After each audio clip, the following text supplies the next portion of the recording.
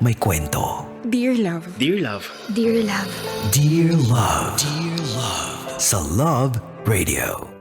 Sobra ka naman kuya. Nang ibang bansa ka lang, naging iba na ang ugali mo. Anak, kuya mo yung kausap mo. Mas matanda sa'yo yan. Mas matanda pero walang pinagkatandaan. Roniel! Nay, wag niyo sabihin kakampihan niyo siya. Sobrang ginawa niya kay Lena. Pati babae sasaktan niya. Hindi ko siya sinaktan. Wala akong sinasaktan. Mga anak, huwag kayong mag-away! Nay! Nay!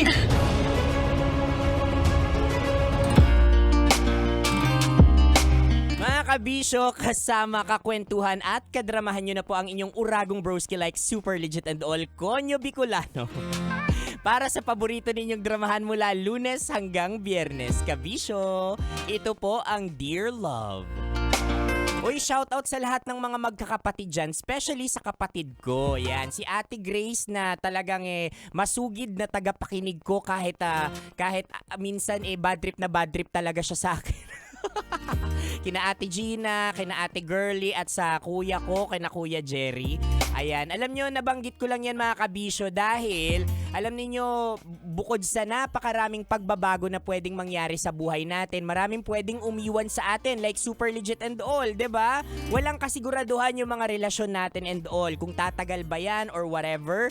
Pero mga kabisyo, isa lang yung katotohanan na dapat nating lunukin kahit ayaw natin. Sa mga pagkakataong iniiwan tayo ng mga taong feeling natin magstay sa atin forever, nandyan yung mga kapatid natin. Yan yung katotohanang hindi natin mababago na kahit na bad trip tayo paminsan-minsan sa kanila, sila yung mga taong bukod sa kadugo natin talagang mauuwian natin, mayayakap natin at matatawag natin nakakampi. Diba? Yan yung mga kapatid natin. Oy, aminin po natin, hindi lahat ng mga kapatid ganyan. Diba? Yung ibang mga kapatid dyan, toxic, pabigat, cancer.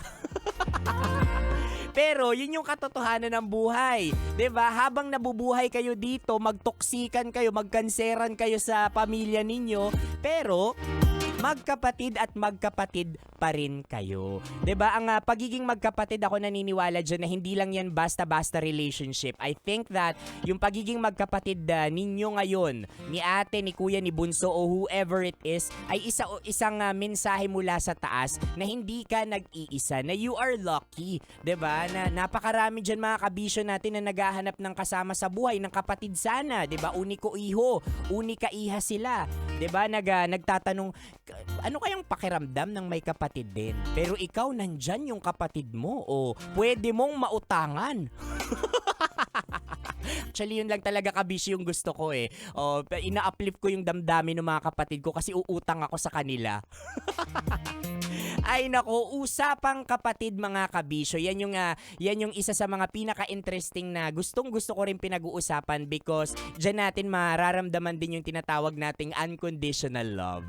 O siya mga kabisyo, basta ako kasama nyo pa rin ngayong Monday, ang inyong uragong broski like Super Legit and All, at kasama nyo ako sa paghihintay ng kabuuan ng drama na nai-air natin hindi lang sa radyo, kundi online. Mga kabisyo, ito pa rin ang paborito ninyong dramahan mula Lunes hanggang Biyernes. Mga kabisyo, ito po ang Dear Love. Dear Love. Dear Love. Metro's #1 Love Radio. Basic!